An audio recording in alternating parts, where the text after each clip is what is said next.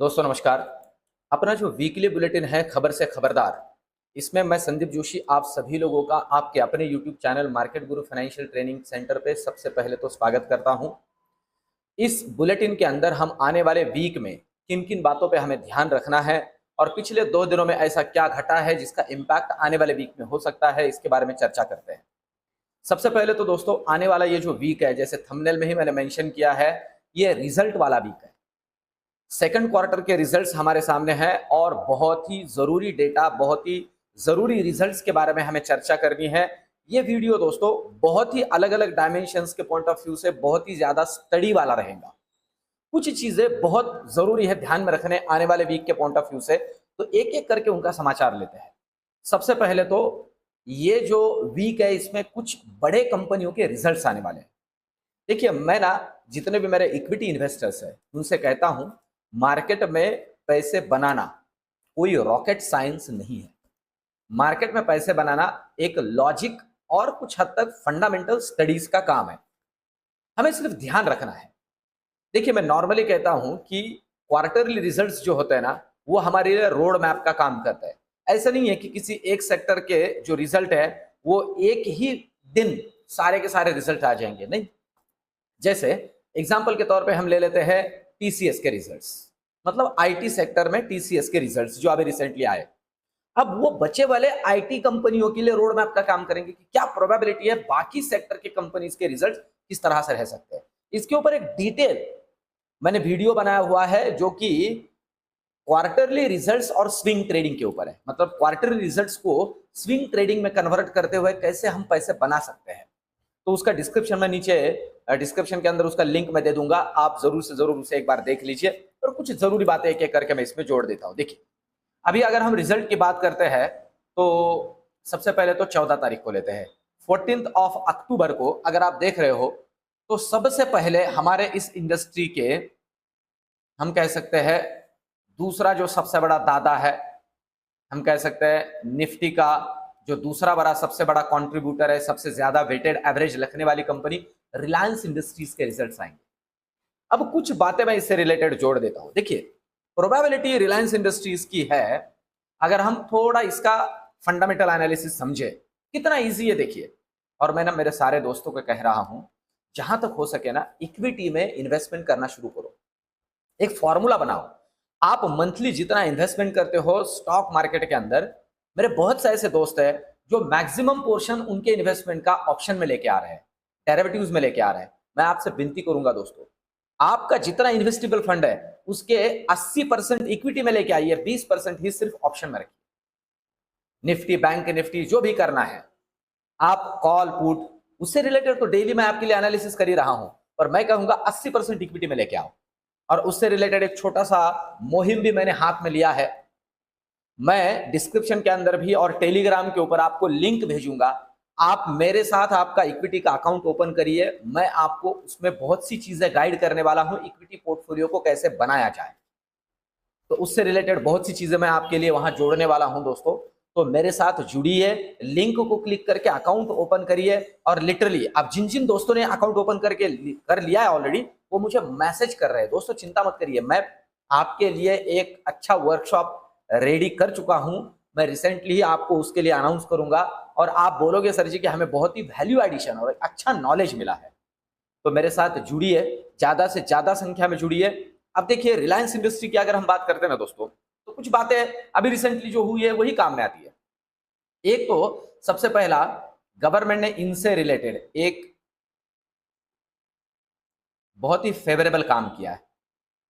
Windfall gain tax government इनसे वसूलता था, government ने इस टैक्स को अब जीरो कर दिया है। तो ये इनके लिए एक बेनिफिशियल बात है, इनके लिए एक फायदे की बात है, ठीक है। हाँ, इनके लिए एक थोड़ी नुकसान वाली बात है कि ग्लोबल मार्केट पे जो क्रूड ऑयल है वो थोड़ा नीचे आ रहा है, इसलिए इनका जो ये बेनिफिट है ना वो कॉम्पेंसेट हो रहा है वहां पे। पर एक दूसरी साइड है इसकी, उसमें इनको बेनिफिट हो रहा है, और वो है हमारा रुपी अगेंस्ट डॉलर का जो रेट है वो इनके फेवर में, समझ लीजिए। तो ओवरऑल अगर देखा जाए तो दूसरी बात, और स्टॉक की अगर हम बात करें तो आप एलटी पे देख रहे हो 2744, 2744, 3000 पे अभी ट्रेड कर रहा था, मतलब ये ऑलरेडी सस्ता होके बैठा हुआ है। और ओवरऑल पिछले क्वार्टर की बात की जाए तो इन सारी बातों का इफेक्ट अगर कंसीडर करें तो प्रोबेबिलिटी है इसके रिजल्ट अच्छे आ सकते हैं। और आने वाले दिनों में भी ये जियो पॉलिटिकल टेंशन जितना बना रहेगा, या जैसे मैंने कहा है इसमें बहुत सी चीजें रिटेलिएशन की अभी ड्यू है, तो प्रोबेबिलिटी है क्रूड ऑयल यहां से आगे थोड़ा जंप कर सकता है, तो वो इनके फेवर में रहेगा। तो अभी इस रिजल्ट का वेट करते हैं। ये रिजल्ट दोस्तों इस कंपनी के रेट को फिर से एक बार 3000 की तरफ लेके जा सकता है, ध्यान रखना है। ये कोई सजेशन नहीं है, ये कोई कॉल नहीं है। देखिए मैं कोई आपको सजेशंस नहीं दे रहा हूं कंपनी खरीदने बेचने के लिए, मैं जनरल स्टडी, एक फंडामेंटल एनालिसिस जो आप भी कर सकते हो, बस इस पे ध्यान रखना है, ठीक है। तो ये तो रिलायंस की बात हो गई। अब और क्या कंपनीज है जो हमें गाइड कर सकती है कि भैया और कौन कौन से सेगमेंट पे हमें ध्यान रखना है, तो थोड़ा उस पर चलते हैं।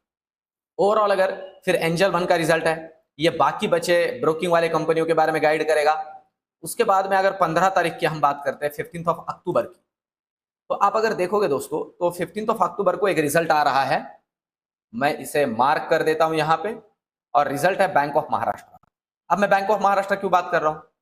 बैंक ऑफ महाराष्ट्र का रिजल्ट जो है ना, ये बाकी बची पीएसयू बैंक्स के बारे में हमें गाइड करेगा कि उनके रिजल्ट कैसे रह सकते हैं। ध्यान दीजिए, तो ये एक रोड मैप होता है, मतलब इस रिजल्ट को ध्यान में रहते हुए उन कंपनियों के अंदर हम हमारे पोजीशंस के बारे में सोच सकते हैं।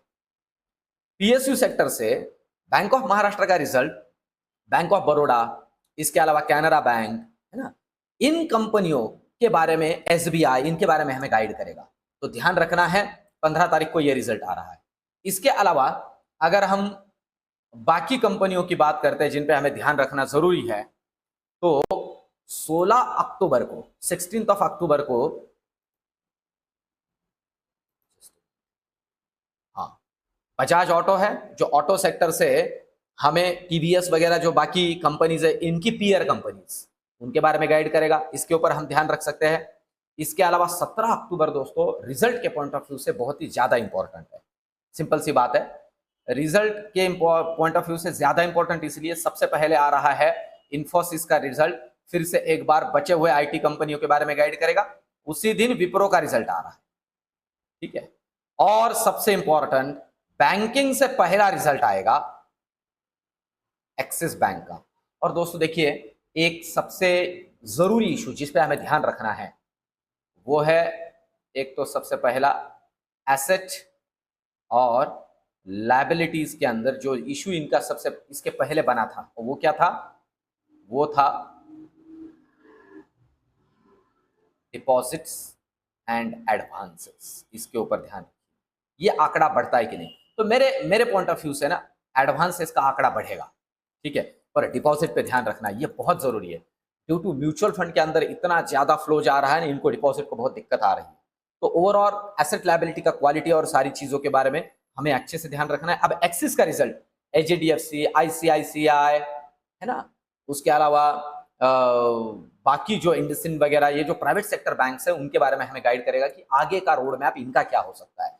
तो अगला वीक ना इन रिजल्ट्स के वजह से मार्केट का दिशा डिसाइड होगा, मार्केट का डायरेक्शन डिसाइड होगा। और एक चीज है जो मैं सबसे आखिर में जोड़ूंगा इस वीडियो के, जो ध्यान में रखने हमारे लिए जरूरी है।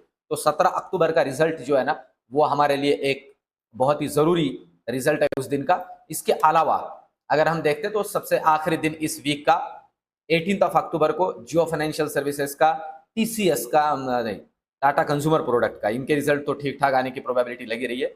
इसके अलावा बहुत मतलब किसी सेक्टर का एक ट्रेंड डिसाइड करे ऐसे कोई रिजल्ट्स नहीं है, बाकी रिजल्ट्स तो नॉर्मल है, देख सकते हैं। तो रिजल्ट के पॉइंट ऑफ व्यू से इसीलिए मैंने कहा अगला वीक जो है ना, मार्केट की दिशा रिजल्ट से डिसाइड करेंगे। और कुछ रिजल्ट्स को मैंने आपको फंडामेंटल भी गाइड किया है, आपको ये कैसे लग रहा है दोस्तों कमेंट में मुझे जरूर से जरूर बताते जाइए, इससे मुझे मोटिवेशन मिलता है। देखिए मैं और उसे फाइन करने की कोशिश कर रहा हूं। अब अगर हम आते हैं नेक्स्ट पार्ट पे, तो मार्केट की दिशा ये रिजल्ट कैसे डिसाइड करेंगे। आपने अगर मेरा लास्ट खबर से खबरदार देखा होगा तो उसके अंदर एक बात मैंने आपके लिए जोड़ी थी, मैं उसे रिपीट करता हूं और कुछ चीजों पे ध्यान रखना है। मैंने आपसे कहा था कि अगर आप देख रहे हो तो एक फॉर्मेशन हो रहा है, और वो फॉर्मेशन है हेड एंड शोल्डर। और आप देखिए एग्जैक्टली शोल्डर के पास से ही बाजार भी घुमा है और ऊपर की तरफ है। पर अभी कुछ चीजें जरूरी है जो ध्यान में रखनी है, इस वीडियो के आखिर में मैं जोड़ूंगा आपके लिए। समझने वाली बात है कि लिटरली उसने एक बाउंस बैक दिया है हेड एंड शोल्डर के पॉइंट ऑफ व्यू से।